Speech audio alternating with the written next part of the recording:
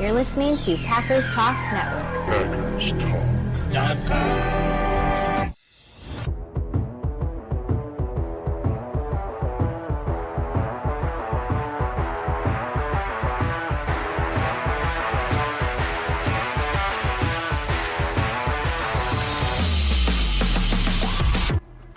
Welcome to the Packers Weekly Podcast, part of PackersTalk.com network. I'm your host, Miles Teddick, joined by your co-host, Tim Hamilton. We are diehard Packers fans, just love talking about the Pack. We are not getting into all the national sports media nonsense that they waste time with. We are diving into the top topics around the Pack every week, breaking down games during the season and sorting through all of the drama and draft and rumors of the offseason, all that fun stuff. If y'all want to support the podcast, please spike that like button for us. Most importantly, jump on over to YouTube, type in Packers Talk Network, and hit that subscribe button on the old YouTube channel we got there. That makes a big difference for us. I know when we say that, maybe sometimes you think, I'll do it later. Just go do it. Just go do that right now. It would be the best Christmas present if you're still in that season of giving that we could possibly ask for. Or if you're just, giving out New Year's good vibes, good wishes, good gifts just because it's a new year. I'm happy with that too. Good. Any excuse to just go hit that subscribe button for us. And of course, tonight we have some fun stuff to get into. We have a third installment of the OG rivalry. We've got the Bears and the Packers matching up for playoffs for only the third time in history. We got implications to talk about. We got a big fat football game in front of us. Very, very excited about this one. But before we get into that, we got business to take care of course.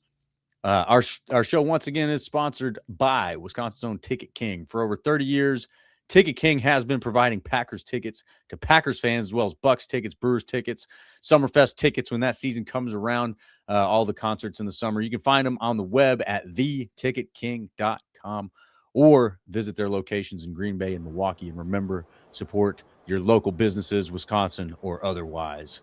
Tim, good evening, sir. How we doing, man? How we doing? Good evening, Miles. Doing great. It's playoff time, finally. We're here. Ooh. And yes, who better to play than your oldest rivals, right? Like, is there any other team that you would want to see the Packers beat in the playoffs other than the Bears, right? That's at the top of the list. So we got it. Like, let's go. It's playoff time. All the regular season stuff is over with. We don't have to worry about the losing streak anymore. We can kind of put that behind us, hopefully. It's starting new, starting fresh. And we get the Bears again, right? Third time in like a month now that they're going to play the Bears. Let's see who the better team is, right? Like one of them goes home and the other team gets to have the bragging rights all off season. And if this doesn't go the way we want it to, we will hear endlessly from the Bears fans and the Bears players and the Bears head coach all off season about what happened. So they got to get it done. No more excuses. I don't care who's playing, who's hurt, how many games they've lost. Doesn't matter. None of it matters. Win the game. We had the debate earlier in the season. They were winning games, but they weren't winning them by enough. They were winning ugly. I don't care if you win 6-3. I don't care if you have to win 45-42. Just win the game, whatever it takes. Just win. And to beat the Bears would be extra sweet. That's where I'm at. It'd be so sweet. It'd be really nice because I don't know about the first matchup. I don't believe it was Soldier Field back then, but obviously the most recent playoff matchup between the Packers and the Bears in the 2010 season, go figure, right? This is becoming a theme. Happens at Soldier Field. I don't know that there was a playoff matchup between the two at Lambeau Field. And so it would be mighty sweet because we know that the Bears are leaving Soldier Field, tuck and tail going inside, bunch of pansies. It'd be really sweet if we could say, you guys never even won a playoff game against the Packers in Soldier Field. That'd be really nice. I would really just love that flavor. Can they have BJ Raji come out as like the honorary captain for this game? Has anybody seen him? Is he okay? Like, do we know what happened to BJ Raji? We should see what happened to BJ Raji. I have no idea, but if he can play a few snaps, they could use him at defensive tackle. Yeah, I mean, The hell with honor. he retired so abruptly, and I respected it. Right? He's like, I got to step away from the game. Cool, man, that's fine. Where did he go? What happened?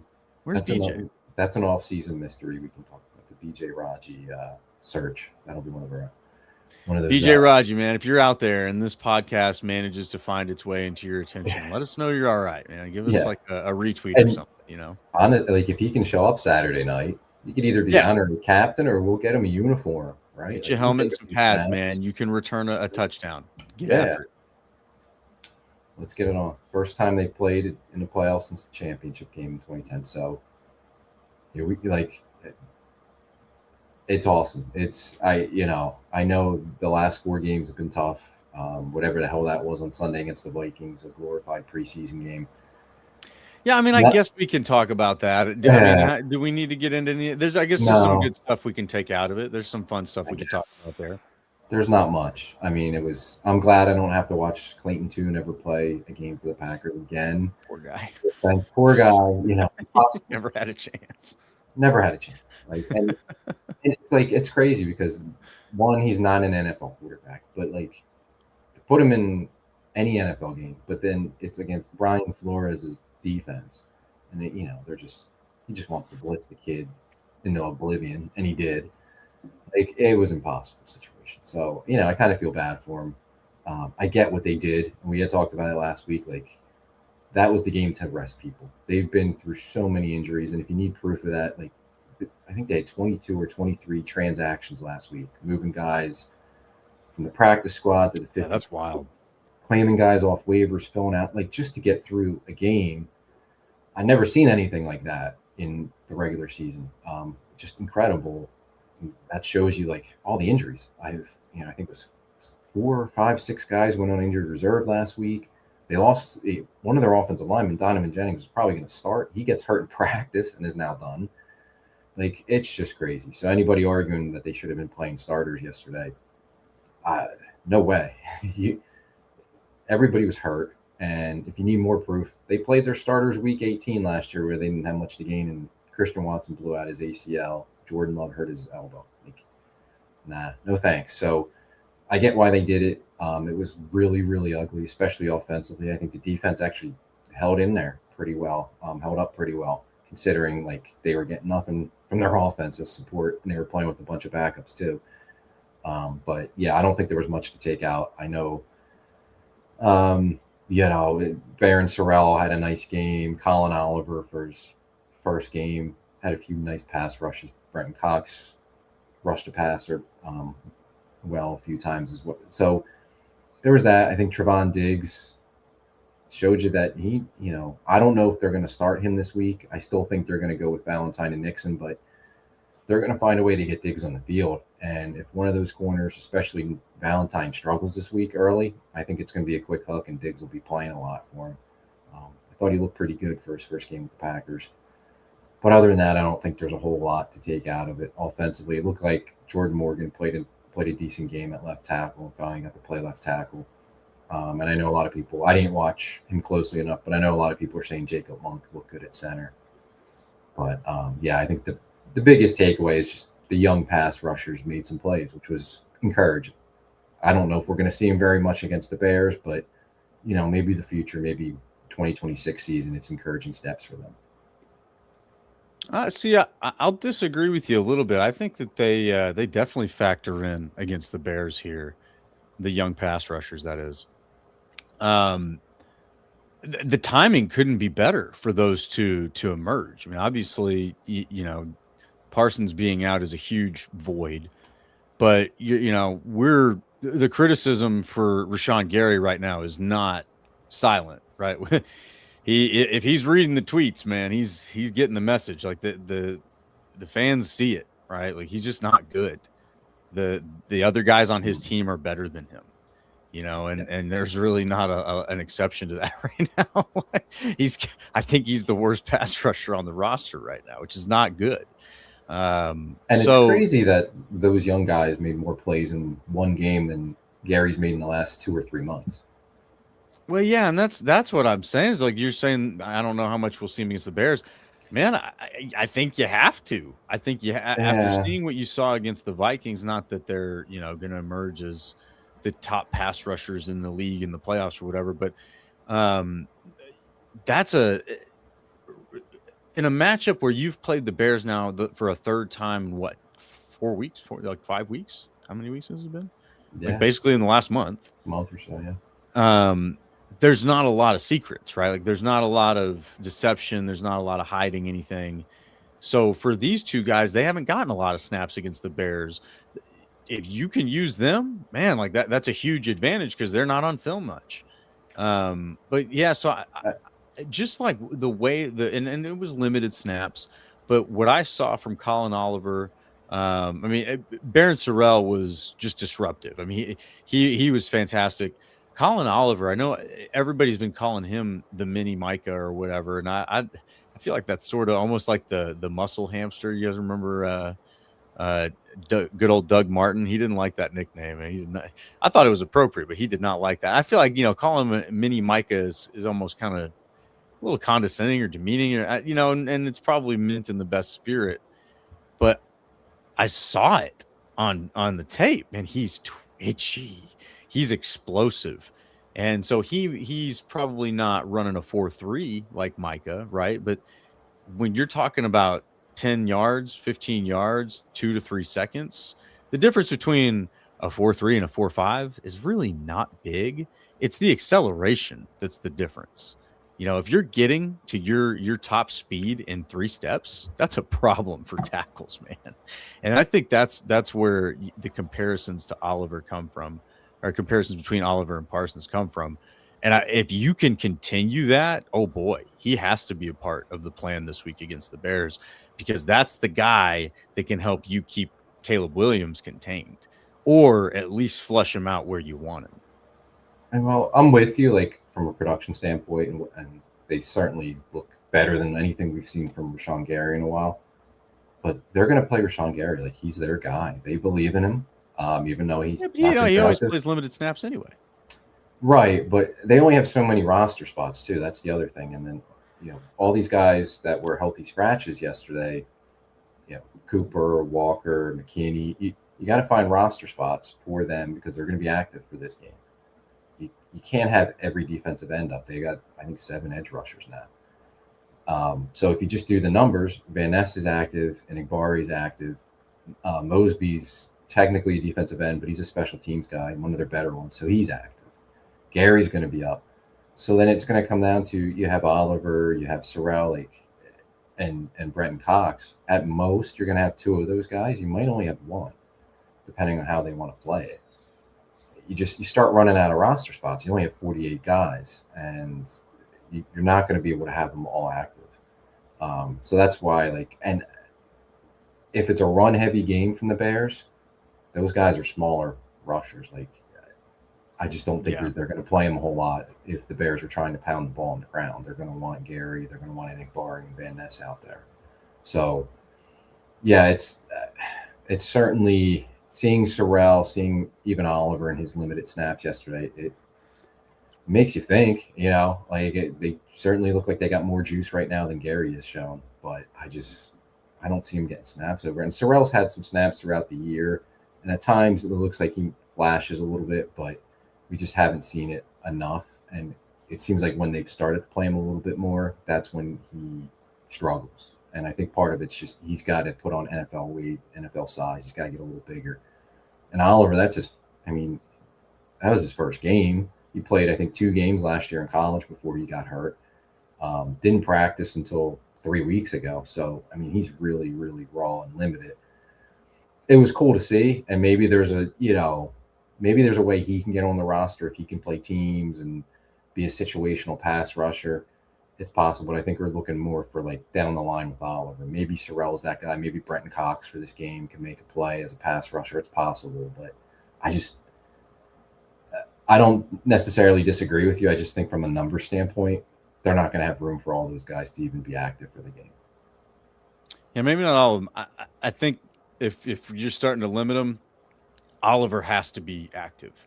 I think he's the one that brings something athletically to the table that's not out there right now. before him. Sorrell's good. He's disruptive. I think he probably, high ceiling, right? Like all these guys could, I think there's a lot of potential here, but Oliver definitely has a different level of athleticism and explosiveness that you need on the field against an athlete like Caleb Williams. He can jump around and he can disrupt Caleb Williams before Caleb Williams is ready to do what he needs to do. And I don't think you have that.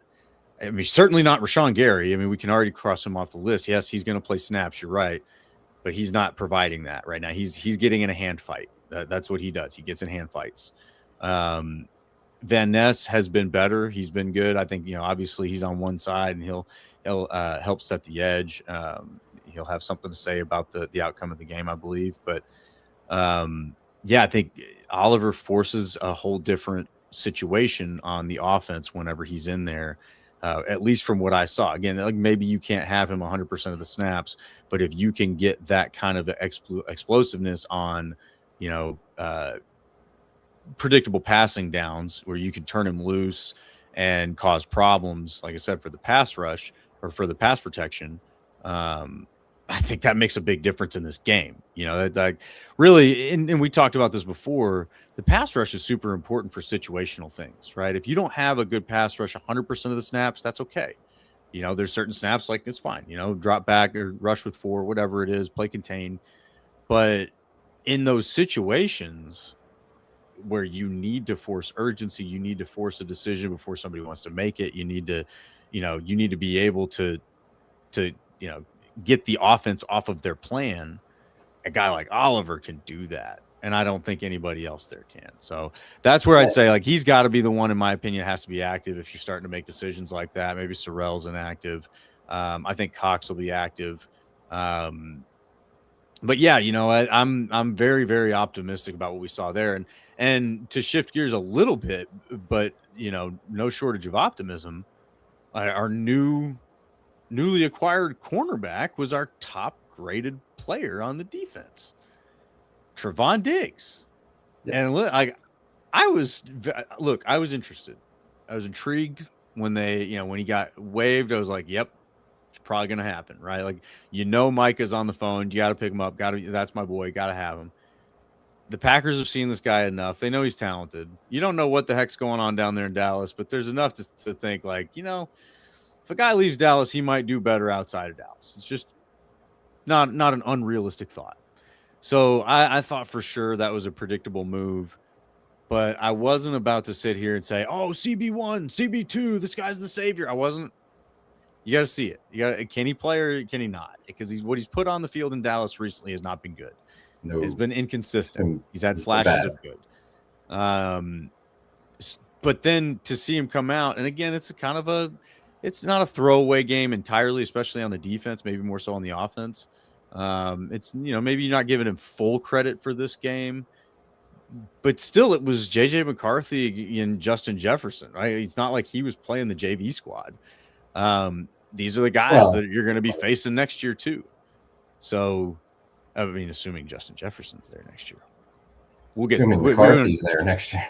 Yeah, we need to start any fires in Viking land, but very, very optimistic about Trevon Diggs, the way he played. Again, sometimes it's the context that matters, not necessarily that he's got a good PFF grade. We take the PFF grades with a grain of salt, but the guys at the top of the list generally played better than the guys at the bottom of the list. It's a fair assessment. Sometimes there's exceptions you got to pull out and say that's not correct, but for the most part, it's at least in the right direction. Trevon Diggs being the top graded defensive player for this game, it's great. He's got a great, good coverage grade, good tackle grade, good run defense grade, all around. It's what you want to see. There wasn't really a weak spot there. Very encouraging going into the playoffs, man. When you need bodies in that room, you don't need him to be the all-pro that he was. It'd be fantastic. You just need him to be average, even above average would be fantastic. But if he can go in there and be average, be an extra body in there that's serviceable, that's huge. It's a big deal. And I think that really revitalizes this defense a little bit. If you can get some pass rush life out of Colin Oliver and crew, and you can get Trevon Diggs stabilizing the secondary a little bit, Oh, by the way, he was teammates with Xavier McKinney, so it's not like he's stepping into a group of strangers. I'm very encouraged about the chances for the defense to bounce back and be able to really put out a good showing in the playoffs. The Diggs was encouraging. That was an encouraging debut for him. Looked good. When they picked him up, I didn't have high expectations because he's been bad in Dallas. He had that 1 year, whatever it was, 21 or 22, where he had 11 interceptions, and everybody was going crazy. Even that year outside the interceptions, we were like, he was getting beat. So it wasn't like teams were throwing away from him. Usually, good quarterbacks, the best ones, don't have a lot of interceptions because teams aren't throwing at them. Teams are still throwing at him. So he was getting 11 picks. He was catching them. But he was giving up passes and touchdowns and yards in that season too. And he's been bad since then. He had a big knee injury that's set him back for a year and a half or so. So I saw him become available, and I'm like, man, I don't know. I don't think he's very good. But at this point, I guess why not? Like, they got nothing to lose. Take a shot. Your corners are struggling, and not only are your corners struggling, you're coming out of the Baltimore game. Hobbs got hurt; he's done for the year. Kamal Hadden got hurt; he's done for the year. So you're essentially down to Nixon and Valentine as your only corners. Bo Melton's a cornerback in name only; he hasn't played a snap at cornerback this year. So then you're bringing guys up off the practice squad, Bartholomew and Jalen Simpson, and it was like, that's what we got. I don't know. I mean, if you want to take a shot on Diggs, sure, why not? It can't be any worse than what we're already getting. And just to have him there as a veteran, and who knows, maybe he can catch an interception because they've sure dropped a bunch this year. Maybe he can actually catch one. Right. It was worth a shot. Like, there's no risk to it. And I thought he came out and he played nice. He played a nice game. Now, yeah, he was going up against J.J. McCarthy, which isn't saying much, but Jefferson and Addison are good receivers. Didn't look like he really got beat. I know there's one highlight going around where he gives up a catch, but it actually looked like he wasn't really his guy. He was playing zone coverage. But yeah, he looked pretty good, looked pretty comfortable. I was surprised they played him as many snaps like that. He was ready to play that many snaps in a new defense, but he looked fine. It'll be interesting. I think there's a chance they could start him, but I still think they go with Valentine and Nixon. But it wouldn't shock me if they put him in there over Valentine. Now, it was kind of interesting. Like, Nixon only played 5 snaps. Valentine didn't play at all, so it was almost like he was part of the group that they were resting Valentine, which still says to me that he's a starter. But maybe they look at what Diggs did. Diggs is a bigger cornerback. He's not a great tackler, but he's better than Valentine. Maybe they roll the dice and say, let's start Diggs and play him. Or Valentine starts, and there's certain situations, maybe obvious rundowns where Diggs is on the field, Valentine comes out, or it's even a case where Valentine, if he's struggling early, they got a quick hook and they go to Diggs. So I think one way or another he's playing against the Bears. It'll just be, how many snaps did they go to him from the beginning, or does he just have to, work into the game somehow? But, it was encouraging. And again, like, take a chance. Why not at this point? The cornerbacks are hurt and not playing well. You got nothing to lose. Exactly. It's not like you gave up a big price for him. I don't think they even have any money to pay him this season, right? It's next season that it's next season. He's got but like, they can get out of it. There's nothing guaranteed. So you're just paying him. They paid him his weekly salary, and then whatever the playoff portion is that he'll get. And then you're going to get out of that contract. And even if, say, he plays well and they want to keep him for next year, like, you're going to go. You got to restructure anyway. There's whatever his number. I forget the number is. It's pretty high. Like, he's not making that in Green Bay or anywhere.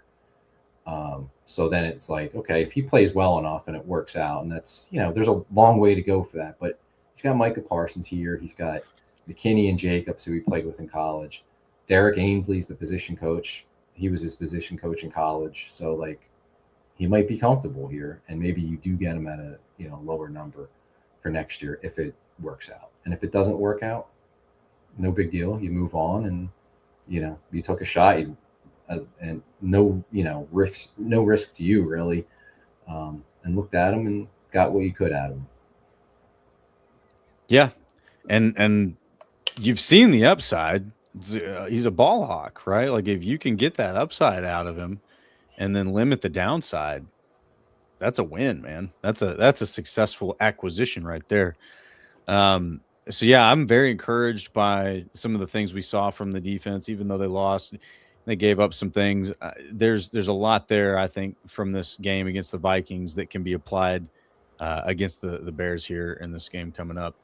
So very, very encouraged by that. There was not much to be encouraged by on the offense. I don't know. Is there anything on the offensive side of the ball that you wanted to point out? No, I just mentioned earlier some people were saying I didn't watch it closely enough.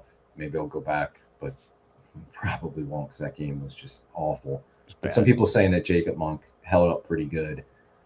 He's got a good PFF grade. Yeah, and that's encouraging because he had a really bad training camp in preseason. Yeah. So maybe he's bounced back and practicing well for them behind the scenes, and something for him to take encouraging in the next season. I thought Jordan Morgan, I did see some snaps of him and watched him. Thought he was fine at left tackle. I know there was a sack, but I don't think it was his fault. It looked like it was an RPO and the ball should have been out, or the quarterback should have it's more on Clayton Tune than it is on Jordan Morgan. So I don't think that should be his fault or blame. And I think PFF or one of them said he only gave up like one pressure. That's fine. But it was nice to see him play left tackle finally. And I thought he was starting to do a good job at right tackle filling in for Tom. But other than that, offensively, no, I don't really. There's nothing to take out of the game. It was bad. I mean, when you're starting Clayton Tune, you're planning to be bad. I think that's a fair thing to say. So, the coaches will probably pretend that they're upset or something or surprised, whatever. You started Clayton Tune. You were planning to be bad. That's just they knew facts. What they were up against. Yeah. They wanted to get out of the game healthy, and for the most part, they did. Yeah, and that I think is a victory worth celebrating at this point in the season, man. As brutal as some of these other games have been to us. Oh yeah. What the last few weeks have been. I mean, all season, but really since the Denver game, it's been rough. It's been really rough. So. I know Bill Melton hurt his knee. There was no word. I don't think it was anything serious because I did see somebody said that he was running on the sideline trying to run. He just looked a little gimpy and couldn't go back in. So I don't think it's a major injury, but is it something that keeps him out of the Bears game? There's no word on that yet. So we'll see. And you need him for special teams, and they've been playing him at receiver. So certainly, keep an eye on that one this week to see if he's going to be available. Yeah, that's our friend Chris the Casual. Oh, he changed his name, man. I got to keep up with y'all's name changes. The PFF is biased. All right, there we go. A little PFF hate from our buddy Chris over here. How bad is the Melton injury? Yeah, so I didn't even realize he was injured. But that's definitely a situation worth monitoring, considering how much they do use him. Whether you agree with that use or not, totally different point. I'm a bit sick of seeing receiver 6 or 7 out there. I'd like to know if he's a corner or a receiver, but we just signed another corner, so maybe he's a receiver. I don't know. I can't keep up. But yeah, there's plenty there for the defense, not so much for the offense from the Vikings game. Doesn't really matter the outcome of it. Going into it, you sort of conceded it was a preseason game. So they lose 16-3, whatever. You're in the wild card round now against the Bears. So nothing before this game matters.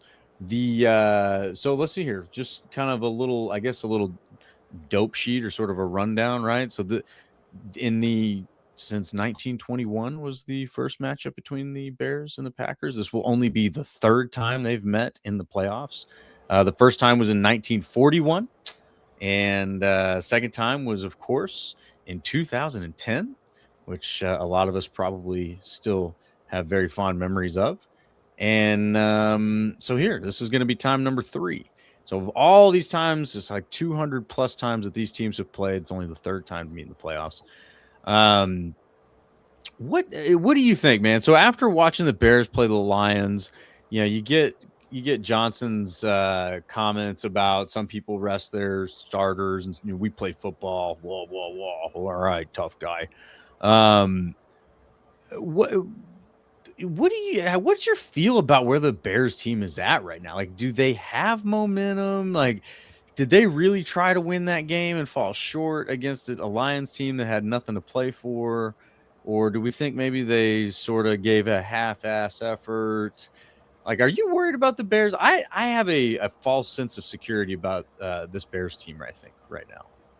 I'm not worried about them. Like, I respect them. I think they're a good team. They've made improvements this year. I think they're where they're at as far as a number 2 seed, and the record they have this year is not a real reflection of what they should be. I think they've won a lot of close games, a lot of fourth quarter comebacks, and that's great and all, but you've had to come back because you're down.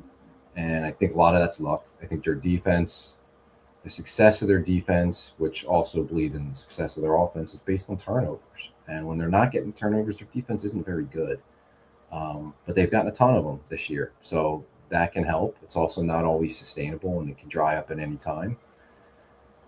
I think they played their guys. They played their guys to beat Detroit. I didn't watch the game, so I can't say, like, hey, were they really emptying the playbook? Were they going all out? It seemed like they were. I don't know how important the 2 seed versus the 3 seed, because at worst, if they lost and the Eagles won, they would have been the 3 seed. It's not that big of a difference, but when you think about it, like, you're guaranteed if you win the first game, you're definitely going to get a second round home game. So it matters, at least somewhat there.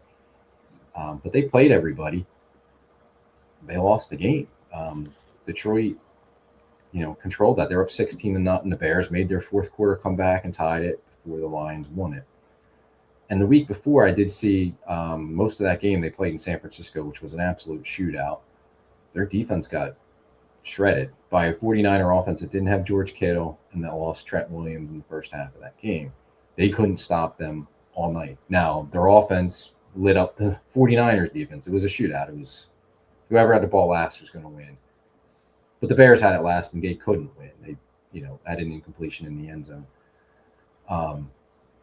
And then the game before that was the Packers game, where the Packers had a 16-6 lead in the fourth quarter and should have won. And it took an onside kick and some fluky stuff for them to win that game. So, like, coming down the stretch, I don't think they have momentum. I think they're, they've lost 2 in a row here, and they deserve to lose those games. They should have lost the Green Bay game if it wasn't for Green Bay making mistakes to cough it up to the Bears. So I don't look at this matchup like, whoa, how are we going to slow them down? They're really on a roll or something like that. I don't see it at all. And we're really familiar. I don't think there's going to be very many surprises because we played them twice in 3 weeks, and this will be the third game in whatever it's been, a month or 5 weeks. Or I don't think there's going to be very many surprises. I think we know what to expect. And for the 2 games where we played them, for most of those 2 games, the Packers were in control. And it took, some bad Packer play and misfortune to cough up one game. In the other game, the Bears came back and had a good second half game plan to make it a close game. But the Packers still won, and they were in control. And they were in control of the second game until they choked it away.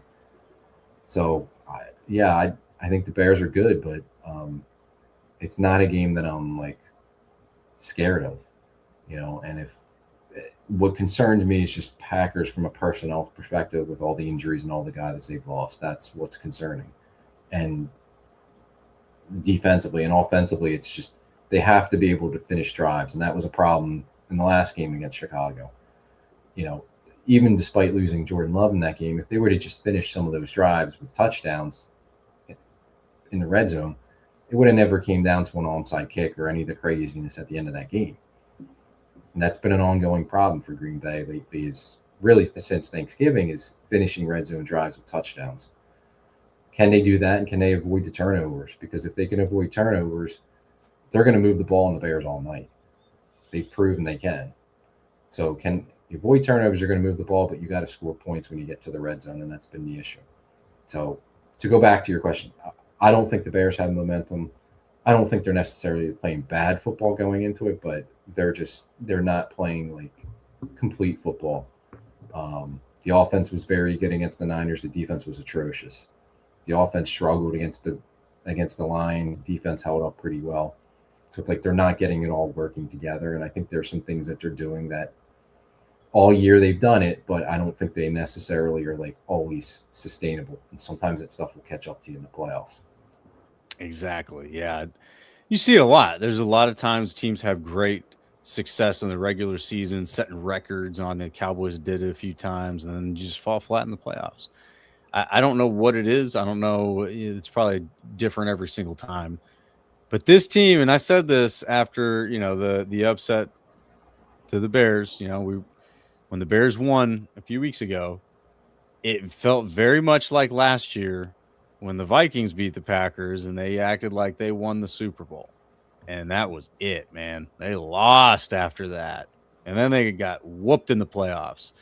So, I'm not trying to make any bold predictions, but just what it feels like to me. It doesn't feel like they have momentum. It doesn't feel like sometimes there's those teams in the playoffs where you're like, oof, you don't want that team, man. You don't want to run into them.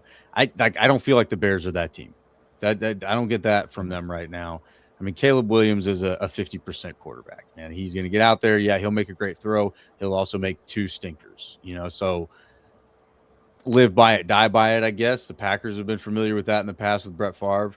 I think Brett Favre was better than 50%. I think he was in the 60s. But, yeah, he's going to make his plays. I just don't feel like they have the ability to just compose themselves and march down the field when they need to get those points.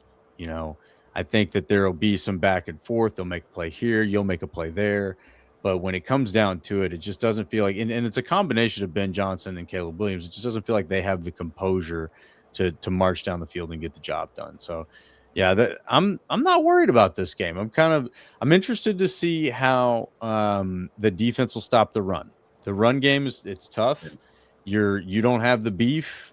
You just lost Riley now. What are you going to do to keep Monangai and co contained? Because if you can't do that, all bets are off. If you can't contain the run game, this game's over before it gets started. That's the key, is shutting down the run. And I know they're going to want to run it. I mean, they've obviously seen our run defense twice now, but they also see what the Ravens did. Now, the Ravens that's a different team. Derrick Henry's a beast. They were playing with a backup quarterback. The Bears can't quite do that, but I also think there's a part of Ben Johnson that doesn't he's going to want to run it and establish the run and get going, but he's also going to want to throw the ball. He's going to want to do his little trick plays and show how smart he is. There's that part of him that will stop him from giving the ball to a running back 30 times, or running the ball as a team 40 times or whatever it may take, where you can just go out there and we're going to run it every play and you're not going to be able to stop us. That's what Baltimore did. I think the Bears will run it to a point, but then he's going to want to throw it around with Caleb Williams and try to show off and show how smart he is as a play caller. But they got to hold up, because I think Monangai and Swift are both decent backs, but I think Monangai's been the one that's against the Packers has looked better and more dangerous, tougher for the Packers to stop. So yeah, if they get the run game going, and it's going to be a long night for the defense. It'll be turning into one of those games where they can't get off the field and it's long drives and they're giving up points and wearing down, and then that kills your offense, because then your offense has to score, but they're not getting the ball back because your defense can't get a stop. And it shortens the game, shortens possessions, and you don't want to get in that kind of game. So yeah, they're not gonna shut down the Bears' run defense. They're not gonna go in there and hold them to 40 yards rushing or something like that. They're not capable of doing that personnel wise now. But they at least got to contain it and be able to get some stops and get off the field. Yeah, absolutely. I mean, that's the game plan. And fortunately, it's not a secret, and you did just sort of swing the weighted bat by playing against Derrick Henry, who is already one of the greatest running backs in the history of the NFL and will only continue to further solidify that. So, hopefully after that, you got a little bit of a punch in the mouth. All right, that was tough assignment there. Let's prepare for the next one. That's still a tough assignment, but not quite the same. That you don't have a 250-pound monster just throwing your DBs across the field with a stiff arm. I don't think the Bears have that guy. Yeah, so I'm a little curious how they're going to stop the run. But if you can do it, and again, this is your third crack at it. It's not like this is an unknown opponent. Right, you've got them just about as good as anybody else. if you can do that, I think you control the game. You stop the run, you can control the game. And to your point, they might get it going, but shout out to a Lions fan friend, seventh letter on Twitter. I do some other podcasts with him, the Freezing Four, and he has been very critical of Ben Johnson as a Lions fan. Wanted to see him go because of that. He would never stick to what works. He would always get cute, even though the run was working. And I do recall that there was a little bit of that whenever the Packers beat them on Thanksgiving in 23. There were some times that they were moving the ball and they just didn't stick with it. And the Packers were able to take advantage and really win that game. But yeah, so that's where I say I don't know that Ben Johnson has the composure to just stick with what works and win the game like that. I do think he'll get cute. I do think that he'll have landmark plays. So there's certain spots on the field that once you get the ball there, you want to, even if something else is working, you're going to call this landmark play. You're going to go into that. That's something that you'll see every now and then, and it's kind of hard to call that out, but those exist. And that will disrupt the rhythm of an offense. That's usually the easiest way to see that is when you're doing something that works and all of a sudden they pull something out of left field that just doesn't make sense. You're like, why'd they do that? A lot of times it's a landmark play. You have that built in to say, when we get to this part of the field in this situation, this is the play we're going to run.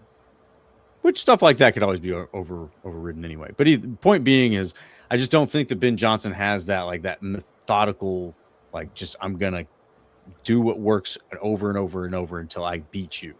I don't think he's got that in him. And not to say he won't, he and Caleb Williams will probably mature together over the years and become quite a dangerous tandem. But right now, I don't think that's where they are. I think they're still figuring things out a little bit. So, but as far as the offense matching up with the defense of the Bears, that's where to your point, if they're not getting the turnovers, man, they're not a very good defense. I'm pretty excited to see, Jordan Love get a full game. Let's keep him healthy against this Bears defense. And I want to see him carve them up. I don't appreciate Steno's comments about Golden, but we don't have to get too deep into that. I would love to see an opportunity for whether it's Golden or Watson. I would love to see them spread the field, use your speed, and take shots. That's what I would love to see.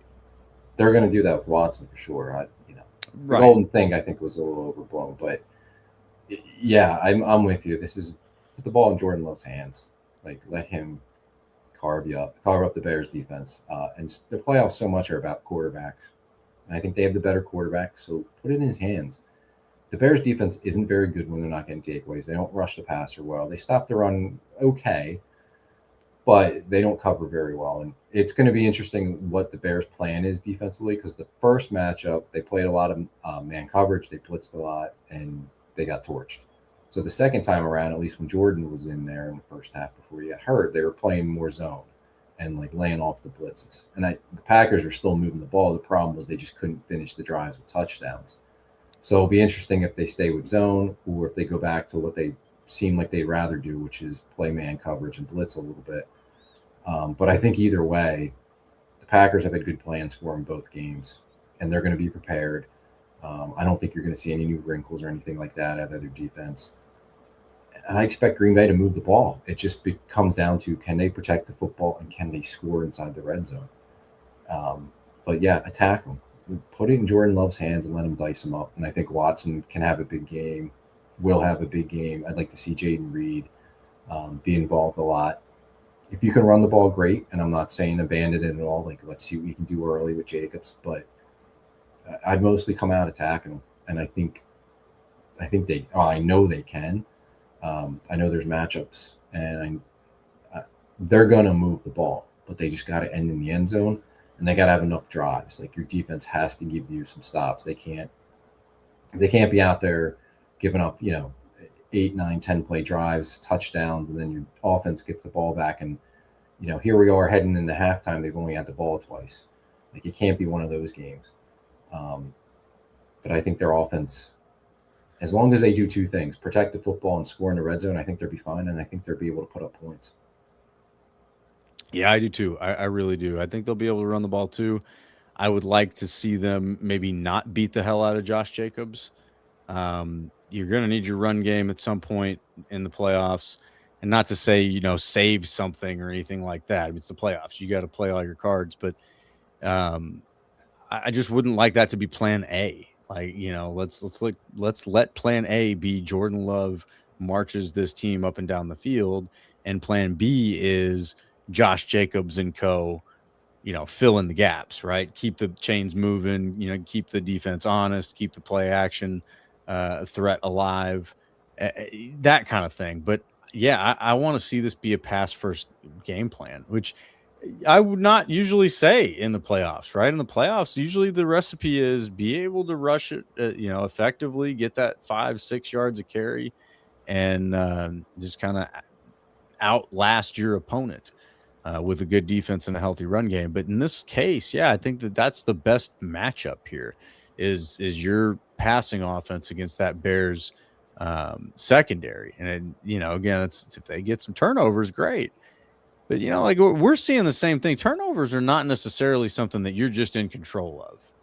This Packers team was getting plenty of turnovers last year. McKinney was getting an interception a game at one point. They were doing great. Not much has changed, right? But the turnovers just aren't happening. They're not coming. You're dropping some of them for sure. But it's just not happening. And so to look at the Bears defense, go, yeah, they're good at getting turnovers. Well, until they're not, we'll right, see. And then what happens? Yeah, the one that I would say is kind of an exception to that was Peanut Tillman, man. He's coming to punch that ball out. He controls that thing for sure. So, that was one you had to really watch out for. But when it comes to interceptions and just some of these other things, a lot of these things are just very, beneficial and fortunate timing for the Bears defense. And that probably sounds like a whole lot of Packers cope to a Bears fan, but it's true. Like, can you get off the field on third down? Like, that's the mark of a good defense. Yes, turnovers are great, but those are more like the frosting. Those aren't the cake. Without those, and we were just kind of saying this about Trayvon Diggs before in his great season where he had, 11 interceptions or something, we were still talking about how many passing yards he was giving up, right? I think it was a lot. It was like more than the next guy, a lot more than the next guy. But anyway, it's like, so when you're getting those things, but you're still a liability, it's kind of like, well, how good are you? And that's how I feel about this Chicago defense. And yeah, granted, San Francisco's offense isn't exactly a bum, right? Like they're pretty good. You got some good players, some good play calling. There's just a lot of that's a tough offense to defend anytime. But without Kittle in that game. Yeah, and without Kittle. So to be fair, but you still, it's Shanahan, it's McCaffrey.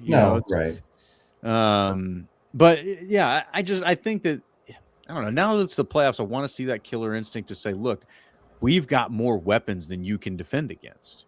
Oh, you're good at turnovers? Great. Let's see if you can make them downfield against a 6'5" guy who runs 4.3.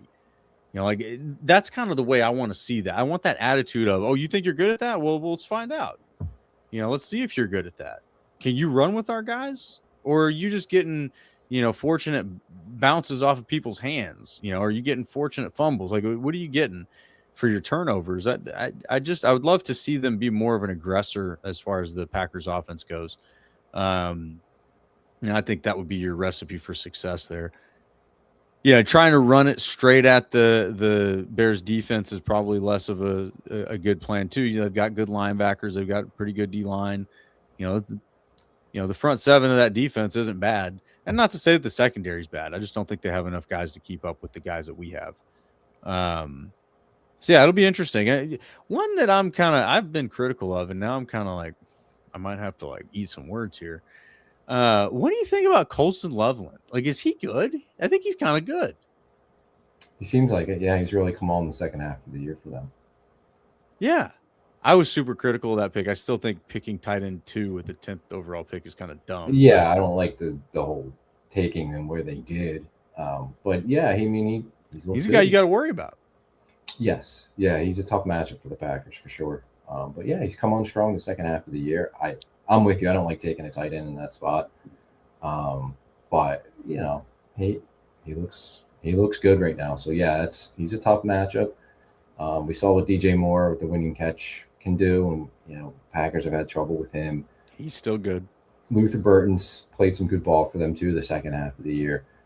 So yeah, I mean they have some players, that's for sure. I think the biggest key to their offense is they have a real solid offensive line, and most of those guys have been there all year. Like they haven't been dealing with injuries on the offensive line. It's been the same 5 guys for most of the season, and they've played really well. So that's to me the biggest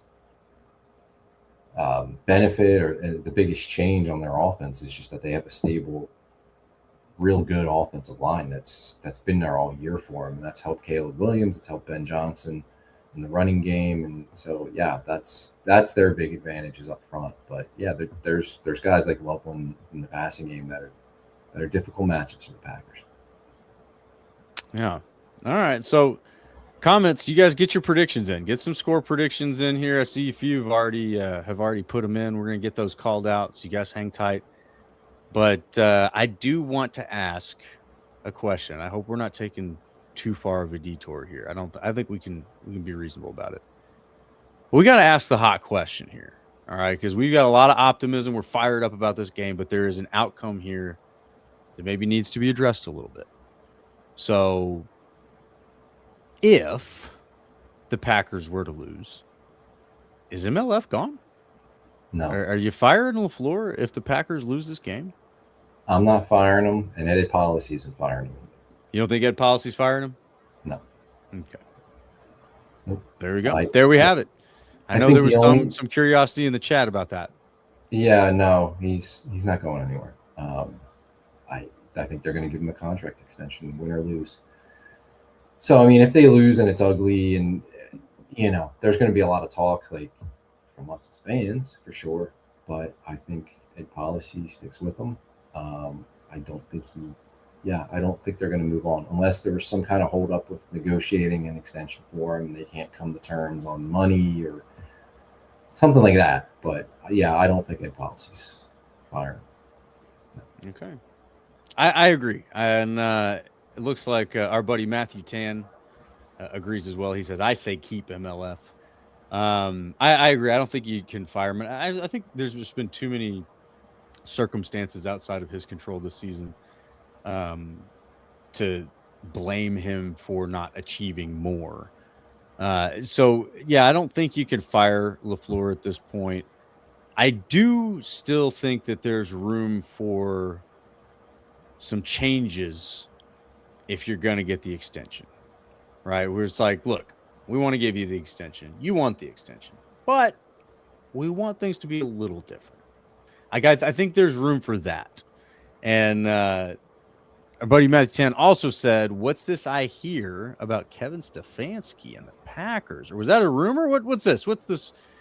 This whisper here? I don't know, because Stefanski's been let go from Cleveland, right? Is that yeah? He got fired by the Browns. I did see he's going to have some other interviews with other teams, but he's not coming to Green Bay. Like, no, Matt LaFleur's going to be a head coach. I mean, maybe if he doesn't get a head coaching job, maybe he'll come and be an assistant. But no, he's not going to be the head coach of the Packers. I don't know. Our buddy Chris says goodbye, Steno. He disagrees with you, Tim. He says Steno's gone. I didn't say Steno wasn't gone. You asked me about LaFleur. Oh. I'm sorry. I got a little assumption there. Maybe he is. In fact, who knows? If Hafley gets a head coaching job, that might be Hafley's offensive coordinator. You never know. But I agree with you. I think if LaFleur, he's going to be back. Like, I'd be shocked if he's not. I think there could be some changes. I think one of them could be that he reports to Goody instead of reporting the policy, that they put him back the old structure, how it was with Ted Thompson, where the head coach reports to the GM. I could see them doing that. And I think there'll be changes to the coaching staff. I don't think every coach will be back. Now, that could be big changes. It could just be like, maybe they replace a couple position coaches or something like that. Obviously, if Hafley gets a head coaching job, then there's going to be big changes on defense. But I could see him making some, fairly significant changes to his coaching staff for sure. Yeah, I think that there could be room for that, right? And then it all depends on what Ed Policy's perception and perspective is on all this. But I feel like there's room for LaFleur to grow as a leader and specifically as the head coach. And probably one of the ways for him to have to do that is to let go of the offense a little bit more than he has right now. Does that mean, stop play calling? No, I think he'll probably always have a pretty heavy hand in the play calling, if not leading the play calling entirely. But there are ways definitely to remove him from the offense and be able to dedicate that time to more full team management than what he's probably doing right now.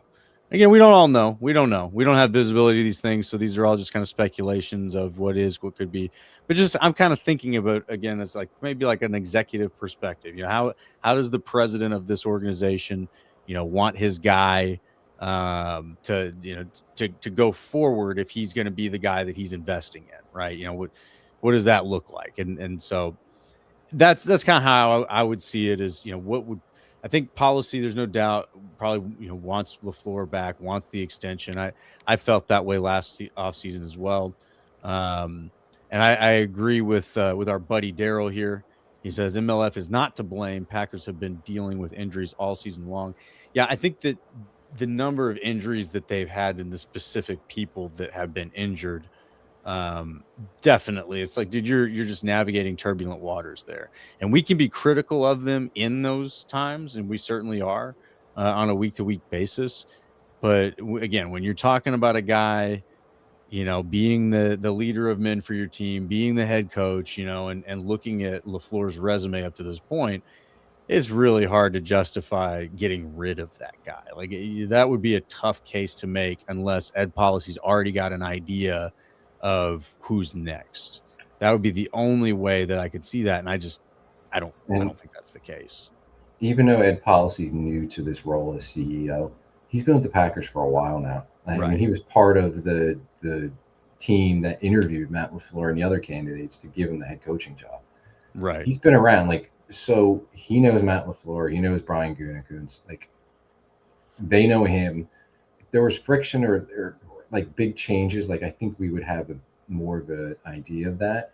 And I don't think policy's going to come in there and demand you do, A, B, and C, or you're out of here.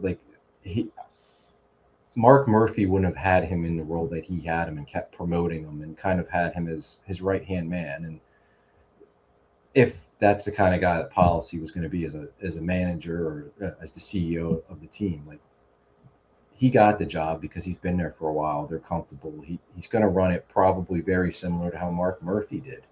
And that was, successful. I know they only won one Super Bowl, but they're a successful organization, both on the business side and on the football side. Mm-hmm. So I don't think this is going to be some major change of policy where, he's going to demand all this stuff. And he's been there. He's been in the building. He's been around it for more than just the last, 6 or 7 months that he's been the CEO. He's been there for years. So, yeah, I would be to go back to the original question, I would be shocked if Matt LaFleur is not the head coach next year. Yeah, I would be shocked. But I do want to acknowledge this other counterpoint here. Our friend Bill, good to see you, sir. Happy New Year. Only 3 playoff wins in 7 years. The number 7 seed the last 3 years isn't acceptable. Both Goody and LaFleur should go. All right, so that's where I pump the brakes. But the point is valid for sure. The 7 seed 3 years in a row, before that, you're not in the playoffs, right? That's 3-year drought in the playoffs. And I think that there's certainly context always matters. I'm a big proponent of context. And I think especially this year, being able to make it as the 7 seed, I would call an accomplishment after losing players that you did and going through the injuries you did. There's certainly arguments to be made about, well, the offense didn't do well. And, we've got our criticisms, like I said. But when you're sitting in Ed Policy's seat and you're asking yourself, is this the guy to lead my organization? His resume is strong. The burden of proof is on you to say no. It's not like it's an easy decision to say no just because they've been a 7 seed 3 years in a row. The context matters. And the same thing with Goody. It's man, you got to judge Goody on the team that he fielded in September, right? That's what he had the most control over, and maybe there's criticism for not backfilling when injuries happen. All right, fine. But I think then you're more looking, I personally, to your head coach to say, how did you handle this? And that's where Shanahan's getting a lot of credit right now for being, a good leader and a good head coach and navigating through critical injuries and getting them in the position that he did. So if anything, I put more criticism on LaFleur about how do you handle it when injuries happen than the GM saying, hey, man, why didn't you do a better job of backfilling when injuries happen? But Goot just went out, man. He built a great roster. I think the roster that you had in September was tough to argue with. It was a great ride. We were talking about after the first 2 weeks of the season, who's going to beat this team, So I'm not there on getting rid of Goot. I'm not there to get rid of LaFleur. I am there on saying, guys, you can't do the same thing and expect this, different results. Like, there's got to be some sort of shift in maybe expectation or management. Like you're saying, does the head coach report to the GM? What is it? Whatever it is, Ed Policy's serious enough that shortly after he took control of the job, the GM traded for the best defensive player in the league. You know what I mean? Like, not exactly a characteristic move either. So I would lean on Policy, like you're saying. He's probably going to manage it very similar to the way it has been. I bet the urgency has ticked up a little bit. He grew up around the 49ers organization, so he's seen it done at the highest level for a long time, and then obviously with the Packers for a long time. His expectations, I would imagine, are probably pretty dang high. The thing that I would say, and we've got a whole offseason to talk about stuff like this, but one of the differences that I see between Policy and Murphy is Mark Murphy's challenge when he took over as president was largely a revenue challenge. He obviously had to navigate the Brett Favre turnover, but they had to build out Titletown, right? Like, they had to step into the modern age of the NFL and create other revenue streams. And Mark Murphy absolutely nailed it, right? Well done again. We celebrated a great career for him. He did a great job, but that's built now, right? Like, there's less building that Policy needs to do outside of the organization from a revenue perspective. More so now it's like manage that, right? And I think he's in a great position to do that. But all that to say, that energy that's not focused on building Titletown and creating new revenue for the organization to make sure you can survive goes into managing football, right? Like, goes into like, hey, we need to be excellent. Like, we have built it. Now we need to be champions, perennial champions to deserve this kind of, this, I don't want to call it a throne, but the king, this Packers kingdom that they built there in Green Bay. And for anybody that, if you're listening and you're getting, what's this guy talking about? If you haven't been to Lambeau Field, or, you haven't like maybe paid attention to the development around the organization over the last 10, 15 years, there's been a lot of building that Mark Murphy was responsible for, and its revenue generation around the team and building around Lambeau and all that kind of stuff. And it's awesome. I thought they did a great job. When you win, everybody, if you're listening, when you go to Lambeau, not if, get your ass to Lambeau, you'll see it's awesome. It's stunning. But like I said, all that energy he's built it. It's been built, right? Policy doesn't have the building to do around the organization. Now he's got to build champions. So that's where I'm kind of like, seeing what Goot did as soon as Policy took over. I'm not sitting here saying that Policy's got a hot stove on Goot's butt, but it's just an attitude, right? To borrow a line from Remember the Titans, attitude reflects leadership, Captain. And, we love beating up on the Cowboys and Jerry Jones because their leadership stinks. I'm very much looking forward to seeing what kind of leader Ed Policy is and the tone that he sets, because it seems like his expectations couldn't be higher. So I didn't mean to get long-winded on you there about Policy and all that, but it's an interesting topic. I know it's swirling around. There are certainly perspectives on both sides there. But yeah, ultimately, I don't think the move is to get rid of LaFleur and to get rid of Goody. I think you just got to make sure that the expectations are clear, and if they can't live up to it, then you gotta act swiftly. Yeah, I mean, I think the expectation should always be clear that it's Super Bowl. Like, you don't think anything but Super Bowl. And I know they haven't gotten there with this regime, and the 7th seed and, not getting far enough in the playoffs. I get all that, but like, there's a lot more detail that goes into that. And LaFleur's been a head coach for 7 years. He's made the playoffs 6 times. The 1 year he didn't, he still had Aaron Rodgers. He also got Aaron Rodgers to play at an MVP level for 2 years.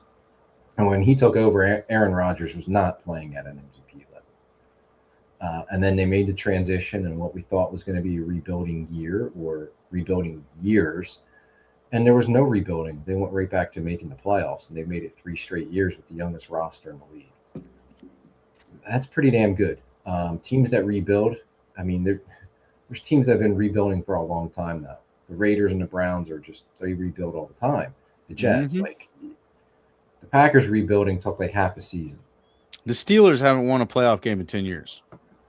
Right. And that's a franchise, and they make the playoffs, and, they have winning seasons, but look at that, is LaFleur perfect? No, I'm not saying he's the best coach in the league. I'm not saying he doesn't deserve criticism. He certainly does, and they got to be better. Like 9-8 and 1 ain't good enough. Like if you would have told me before the season they're going to be 9-8 and 1, I would be really disappointed. Yeah, I wouldn't be happy about that. No. So I'm not like defending him to the death here, but I think a lot more goes into that, and there's a lot of context, and I think he's a damn good head coach. Certainly has his flaws, and he needs to improve. And there's frustrating things that drive me nuts, like there is probably for every other Packers fan. But I think the good outweighs the bad, certainly with Goody, certainly with LaFleur. So I think they both should continue on. But yeah, they got to improve at some point. 9-8 and 1 or 10 and 7, making the playoffs, losing the first game, like that ain't gonna fly. And I don't think it's gonna fly for Ed Policy for much longer either. But for right now, yeah, they definitely both should be back next year. If we're sitting in the spot next year having the same conversation, it might be different at that time. But we got to see how it all plays out next year too, and what went into that. Yeah, what gets you to that point? Because it does matter. And it can be kind of exhausting, I think, maybe for fans, because it's like, all right, you get your hopes up this year. It's our year. Like, back in September, you got Micah Parsons. Just wind in your sails, and then injuries happen. Like, well, what are you going to do about that? You can't fire your GM because injuries happen. And again, back to Billy's got a fair question. Just a title town survives with winning the Super Bowl. Are you truly confident LaFleur Goody will make that happen? I am. And here's the thing. Like what we're talking about, like you can't. There's no guarantees, right? I mean, shoot, it's the NFL. How predictable is it? It's just not, and there's examples upon examples of that. But what I would say is, are these guys doing the things that it takes to get you there, or are they just sitting on their hands? And I would say that they're obviously not sitting on their hands. Again, there's plenty of criticism. LaFleur was too slow to fire certain guys, Joe Barry, whatever. Fair enough. Yeah. Again, not arguing perfection, but can the guys get it done? Yeah, I think they can. And I think it's with Goody from, let's start with the GM and then I'll shift to the head coach. With the GM, is he showing just a willingness to solve the problems? I think the answer is yes. When you had a gap in certain positions, he has thrown resources at it, not just one resource. He throws multiple resources at it. And for the most part, he gets those things fixed. The cornerback room is the next one. And we're already throwing resources out. We got Trayvon Diggs, So you got to look at it from that perspective. Is he doing that? Yeah, I think he is. When safety was a problem, he threw the resources at it. This offseason, he threw resources at the O-line. He's not going to hit 100% of the time, but is he trying? Yeah, I think the answer is easily yes.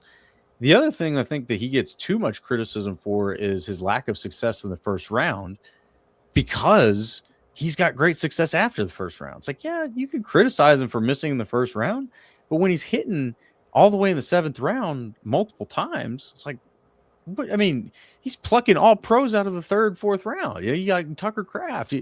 He's getting guys where there's a lot of value there. So if you're going to hit on guys after the first round, that leaves even more upside to hit on the first rounders, which are easier in theory to hit on, right? It's supposed to be. So yeah, I think you got to look at it from a whole perspective. And then, there's the salary cap, the management, the scouting. They've done a great job in scouting. They've done a great job managing the salary cap. So I don't think you can just throw the GM out because of certain unfortunate events. And it's like, well, he should have done this. He should have done that. Pass rush. We should have had more pass rush. We should have had more cornerbacks. It's criminal. We didn't have better corners coming into the season. Yeah, it's easy to say that it's criminal. We didn't have better corners coming into the season. But look at the rest of the roster. The rest of the roster is pretty dang healthy. You can't just have everything at every position. You know, that's what the salary cap creates is the challenge, you know. And play fantasy football with daily fantasy, and you guys will figure out how the salary cap thing works, right? You know, you spend over here, you can't spend over here. There's nobody's free of criticism, but in the grand scheme of things, Goot runs a very good pro personnel department, in my opinion. Just again, from salary cap management, scouting, drafting, even free agent acquisition, like he's done a good job. And even the players that they re-sign versus not re-signing, when they get rid of somebody, they've been right. You know, like some people probably weren't happy about Jair Alexander. He was right. I was that guy, right? I wanted Jair Alexander to be on this team this season. I thought he still had it in him to get back and get going, and Goot was right. He's done. It's unfortunate. So it's just like we got to look at the whole picture when we're trying to evaluate these things and ask yourself, like, what's better? You know, I mean, there's only a few other organizations that you can look at their GM and his team and say they're probably doing better than the Packers. The Eagles are one of them. Who else? I mean, it's just it's not like the Packers are easily at the bottom of the league in their pro personnel department. Like, they're doing a pretty dang good job. And it's not to say like, hey, well, you shouldn't expect and be complacent and be mediocre and all that. You shouldn't be that. But, you know, to the specific question, Bill, it's like, will they make it happen? Or are you confident that they will make it happen? I am. I think that Goody provides great personnel, man. We've seen time and time again where he gets guys from unexpected places, Rasul Douglas, all that. He's getting great return on his resources. And then the other side of that with LaFleur, can he get it done? I think he can, but I think LaFleur is a lot more of an asterisk than Goody is. Goody's got a good organization there in his front office organization. LaFleur, I think, still needs to grow as a leader. He's the one that I think policy needs to, like I said, needs to sit him down and go, hey, man, love it. Love what you've done to this point. We want to keep you. We're going to give you an extension, but you gotta grow. And in a corporate environment, the word they would use is you got to delegate, right? The buzzword. Everybody's heard the buzzword delegate. You got to delegate, man. And it's really true. I don't want to use that word to get like too buzzwordy and oversimplified, but he does. He's got to be able to have less focus on the offense so he can manage the whole team. But yeah, so we've seen LaFleur be a great leader too. You know, that's the other side of this. Can he do it? Yeah. And the other thing, this team doesn't quit on him. Like that's a big deal. And it's not really tangible. I don't know what it is. This team doesn't quit on that guy. And there's something about that you've got to keep. You've got to bottle that up. So if anything, I think that, you know, we got to have a new offensive coordinator. LaFleur's got to be forced to bring somebody else in that just brings in fresh ideas, more, you know, capable. I don't know. I don't want to get into the whole what does Steno do conversation again, but you know, that would be my thought. It's just you've seen too much good from these guys to say get rid of them. We need better. It's just that's where I'm at on it. But it looks like we got some fun activity in the comments. Some Bears fans finally showed up. You know, these Bears fans, they got awfully quiet in the comment section tonight. We didn't really hear much from them. Let's see here. All right, let's just give some shout outs to some of our friends here in the comments. We got Cubman 1994 says, good evening, guys. Go Pack Go. I thought Cubman might be a Bears fan. Go Pack Go indeed. And then we got our friend Jonathan Parker out here. He's got a prediction for us, score predictions. Might as well get those in. We're kind of going late on the pod. Happy New Year, guys. Says Go Pack Go. 28-17 Pack dub. Love it, Jonathan. Good stuff, sir. Then we got, I already read those. Matthew Tan, our buddy's got a prediction here. He says 27-20 Packers. That's a close one-score game there. Okay. So get any more predictions you guys got? Let's hear them. Tim, what do you think, man? How do you see this game going? It's going to be close. I mean, we talked about it. I think it's pretty straightforward. I guess I should say it that way. I think it's pretty straightforward what has to go right for the Packers to win this game.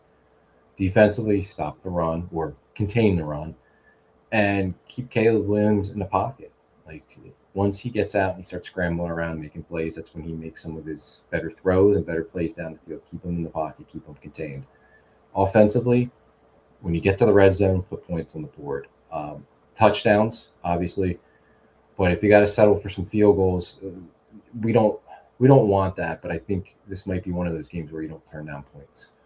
But certainly, you need to finish in the end zone when you get in the red zone. That's huge. And then protect the football. Like, the Bears defense, like we said, they live on takeaways defensively. If they're not getting takeaways, they're not very good. Don't give them those takeaways, right? That doesn't mean you play conservative and you're too careful. Like, play aggressive, but ball security and decision making from your quarterback have to be on point. So don't turn the ball over. I think the Packers absolutely can win this game. It's going to be a tough one, and we've talked about the flaws of this Green Bay team, especially defensively. I don't have a whole lot of confidence in the defense, but I think if they could just give them a few stops, I think their offense is capable of scoring the points that are necessary to win this game. I think they might need to score a bunch of points potentially, or it could go the other way where the Bears have long possessions, long drives because they're running it, keeping it on the ground, and they're limiting the amount of time the Packers have with the football. So maybe it's not as high scoring, but it's going to feel like one of those games where the offense, they're going to need to score touchdowns every time they have the ball. But I think the Packers can do it. There's no way I am picking against the Packers when they're playing the Bears in a playoff game, because the Bears still suck and always will suck. Of course. So I think the Packers take it. I think it's going to be a close one, but I think they prevail in the end. They pull this one out. What's the score? Well, should we go? 27's kind of been the magic number for most of the year. Maybe we'll go that. Yeah. How about 27-24 Packers?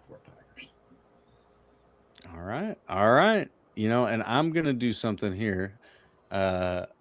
Because we have just been having so many parallels with the 2010 season. I'm gonna go back. We're gonna go back down memory lane. 2010 Packers here, and take a look at the score of that faithful NFC Championship game at Soldier Field, I believe. Let's see here. It was 21-14. The Packers won that game. So that'll be my pick. I think the Packers win this game 21-14 because everything else has been like 2010. So why not this one? Why not winning 21-14 at Soldier Field in the playoffs? Why not? So let's go. Go Pack, go. Protect the ball. No turnovers. Run the ball. Well, pass the ball first, then run the ball. Keep Caleb Williams in the pocket. Sack him. And go on to the divisional round. That's what I say. So that's where I'm at with it, guys. And let's see here. We got a couple others. Daryl says, hoping Jordan Love will have better pocket protection. That's certainly going to be a key ingredient to protecting the football, protecting him, getting the ball downfield. But, yeah, it's going to be a fun one, guys. We got real. This is like the best version of Packers football we could ask for, right? I know the last few weeks have been lousy. They don't matter anymore. They don't matter. Doesn't matter. All that matters is this week against the Bears at Soldier Field for all the marbles. Loser goes to Cancun, and winner plays football. I want to talk about real football next week. You want to talk about real football next week. And so we're going to will that into existence. The Packers are going to win this game. And our buddy Chris, the Casual End, got his last-second prediction in there. Says 27-24 Packers, going with the magic number 27. So here we are. It's going to happen. We're bringing it all together. But you guys have fun tonight. Spike that like button for us. Tell a friend about the pod. Have them come hang out, whether they're a Bears fan, Packers fan, Lions fan, Vikings fan, all the NFC North is welcome. We love talking trash because they are our little brothers at the end of the day. They don't have the championships that we do, and they know it. So, yeah, bring them on in. Let's have some fun. But, of course, bring in the Packers fans. We want cheeseheads in this comment section. And come back, hang out with us next week, 9:30 p.m. Central Time, streaming live Monday night. We're going to be breaking down the game, hopefully talking about a divisional round playoff matchup and having fun doing it. But if not, we'll move on into the offseason. There's going to be a lot going on this offseason for you guys to come hang out with us. We will be live every week throughout the offseason. We're going to make it through this thing together. It's always tough. We're going to do the draft stuff, getting into it. We're going back to the Shrine Bowl this year. Tim, I don't know if I got to tell you that. We're going back to the Shrine Bowl, so we're going to have some fun stuff there. So y'all hang out with us, stick around even through the offseason. We're going to have a lot of fun. We're going to talk Pack every week. We're going to cover it all. So let's do it. And, of course, as always, friends, go Pack.